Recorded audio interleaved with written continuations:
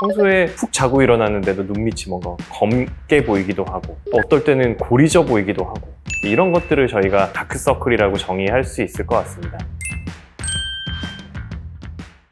안녕하세요. 러블리 피부과 원장 김진아입니다. 안녕하세요. 러블리 피부과 원장 이용민입니다. 오늘은 어떤 주제인가요? 오늘은 이제 되게 많은 분들이 고민하시는 다크서클이라고 하는 게 과연 뭔지, 해결하기 위해서 어떤 것들을 하면 좋을지에 대해서 설명을 좀 드리려고 합니다.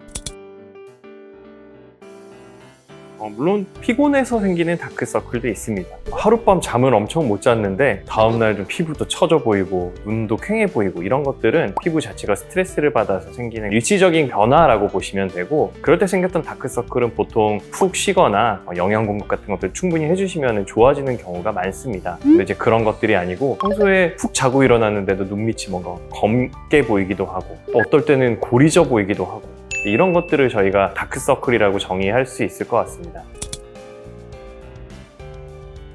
아무래도 어렸을 때부터 조금 눈밑이 검은 분들도 계시고, 연예인 중에 김수용 씨. 그렇죠. 어렸을 때부터 개인 성향이 좀 있으신 거죠. 아무래도 전체적으로 피부 톤도 좀 어두우시고, 그래서 그분은 대부분은 색소일 거라고 생각을 하고 있습니다. 문제는 이 다크서클을 일으키는 원인이 여러 가지가 있습니다. 첫 번째는 색소, 두 번째는 혈관, 그리고 세 번째는 이제 볼륨 자체가 꺼지는 분들이 계시고요. 네 번째로는 오히려 반대로 뭔가 불룩 튀어나와 보이는 그런 것들 때문에 눈 주변에 서클이 보이는 겁니다.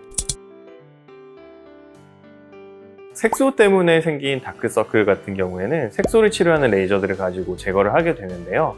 이제 피코 755 혹은 피코 15064 또는 나노초 1064 레이저들을 복합적으로 사용을 해서 여러 차례 시술을 하게 되면 점점 옅어지는 그런 효과들을 볼 수가 있습니다. 눈밑에 지방 조직인 노화와 함께 소실이 되면서 눈밑에 혈관이 비쳐 보이는 분들이 계시는데요. 불필요한 정맥이 이제 비쳐 보이는 것을 완화시키기 위해서 혈관 레이저 시너지를 이용을 해서 없애고 있습니다. 나머지 두 가지는 눈이 너무 불룩 튀어나온 것과 눈이 좀 꺼지면서 생기는 다크서클인데요.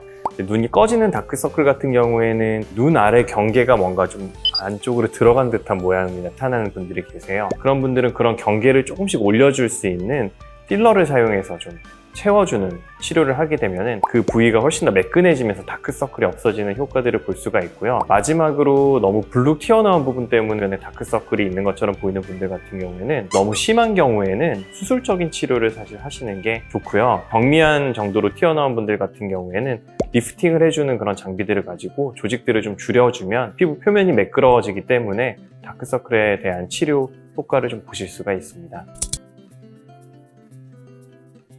보통은 어린 분들일수록 적은 시술에도 효과나 반응이 좀 잘 나타나는 편이고요. 연세가 있으신 분들일수록 오히려 이제 수술적인 치료들이 필요한 경우들이 많아집니다. 아무래도 이제 색소에 의한 다크서클은 여러 가지 원인에 의해서 다시 생길 수 있는데요. 눈가는 손을 많이 대고 비비는 부분이기도 합니다. 접촉 피부염이 계속 진행이 되게 되면 이런 이제 자글자글한 주름과 함께 다크서클이 다시 심해지는 것을 이제 보실 수가 있어요. 그래서 눈가를 문지르는 거를 주의하시는 게 중요하다고 보시면 되겠습니다. 피부 노화나 피부가 얇아지는 그런 것 때문에 혈관에 의한 다크서클이 생기기도 하고 눈밑 꺼짐에 의한 다크서클이 발생하기도 합니다. 푹 쉬시고 영양 공급 잘 드시고 평소 보습 같은 것들 좀 생활하시면서 피부 자체가 좀 노화가 빨리 오는 것들을 막아주시면 훨씬 더 좋은 상태로 오래 유지하실 수 있을 것 같습니다. 지금까지 저희 영상이 도움이 되셨다면 구독과 알림 설정, 댓글 남겨주시면 저희가 답변해 드리니까 댓글 꼭 남겨주시고 좋아요도 꼭 눌러주세요. 감사합니다.